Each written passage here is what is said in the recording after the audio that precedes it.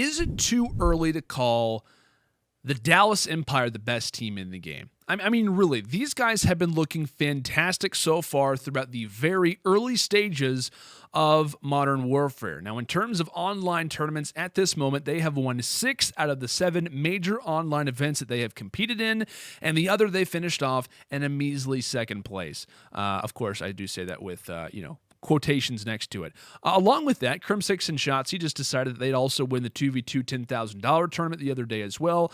Needless to say, these guys have been looking far and away the best team in the game. But is it too early to give them that title? Well, it depends on how you define it, right? From a small sample size that we have been given up to this point, the answer to that question would be yes, right? But does it hold weight? Is it relevant? Does it mean anything? And to be honest, I think it is relevant. I do. I think it is noteworthy to bring up at this early point in the game's life cycle that a team currently looks far and away as the best roster. And the reason why we need to take note of those things are because of a few different reasons. And I will say this is a team that until these tournaments really began to come about, before the title was officially released, this was a roster that was questioned. It was, right? I thought depending on how this game works, depending on how the roles, the speed of the game, how Shotzzy transfers, they were a very anticipated team and a question that I labeled as one of my go-to teams to watch once Modern Warfare releases, because it wouldn't surprise me if they're a great team. It also wouldn't shock me if they're a little bit slow out of the gates as well. But so far, those questions have been in some ways answered. They still are there, though. That's the big thing to mention. We talk about all of these things. How well will players transfer? How well will this team adapt to different metas? Those questions are still there. But if you are a Dallas Empire fan, if you're a spectator, if you're watching them from an outside point of view, it does give you some peace of mind, but it doesn't give you full closure. Now, in terms of online tournaments and kind of speaking on that subject, while these wins are impressive, you do have to consider these are solely search and destroy wins. And we have learned from the last few Call of Duty titles, typically it is Respawns win championships. Previously, it has been S&D wins titles. That no longer holds weight anymore. It doesn't. It's straying away. The last few teams that we have seen really dominate the Call of Duty, for the last few years, the teams that we have seen see success have been predominantly Respawn teams, right? Search and destroy rosters are nice, but generally investing in one thing over the other, the game modes, the way they work, the percentage of how you play them, you get the idea. Now, it hasn't just been search and destroy tournaments that these guys have looked good in. They've also looked excellent in their scrimmages. From what I've watched from their gameplay and their scrimmages in terms of hardpoint and domination, they look to be very well practiced, especially in hardpoint when it comes down to the mixture of the two. I've been predominantly watching players like Clayster and Crimsix when it comes down to these matchups and whatnot, because these were two guys that I were very interested in watching. Obviously, when it comes down to ARs, they did not have the greatest season, especially Crimsix in that conversation. When it comes to Black Ops 4, that was a question for me, depending on how Modern Warfare kind of plays, depending on how influential the ARs will be and how invested and how aggressive they're going to need to be.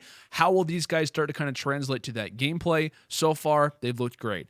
And I had a chance to talk with Kenny from the LA Optic the other day, and his big thing on Dallas up to this point was that, hey, you have to give them props because they have looked, or rather he had pretty much said that they by far look like the team to beat, but it's early. It still is early to kind of associate them with what could be longevity.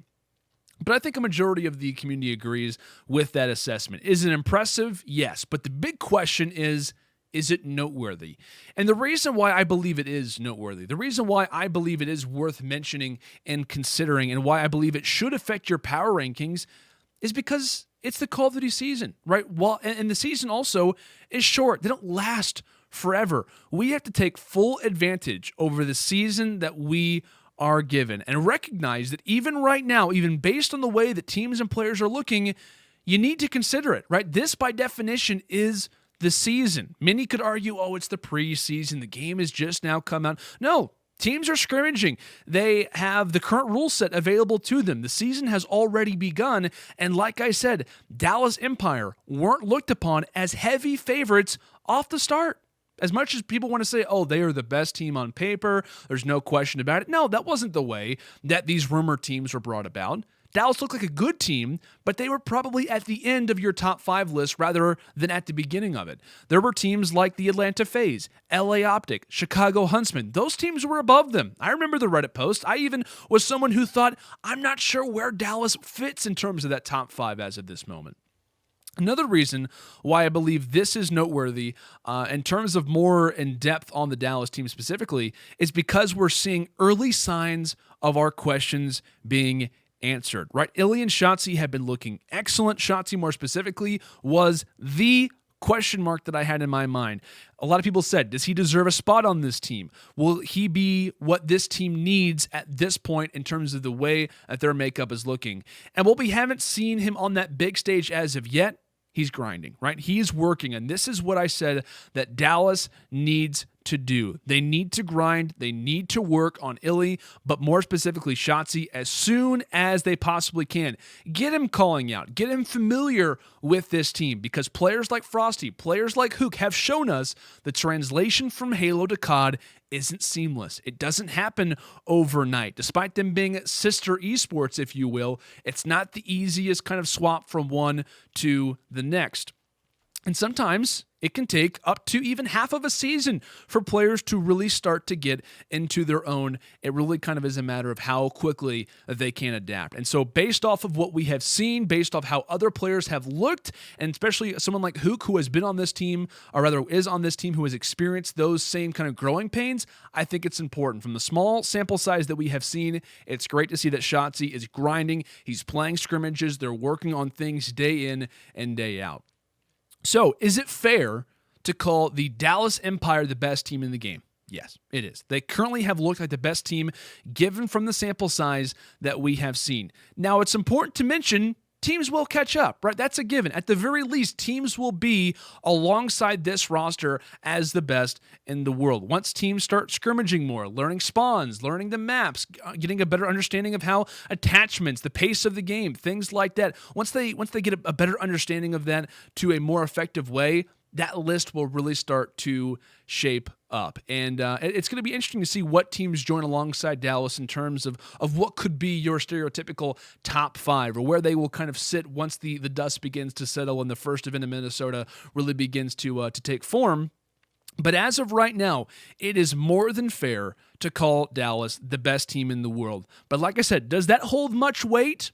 It depends on the way you look at it. I think at this point, it doesn't, for me, answer a ton of my questions. It doesn't give me peace of mind, but it is a good sign if you're a Dallas fan, considering the questions that were around this roster's ability.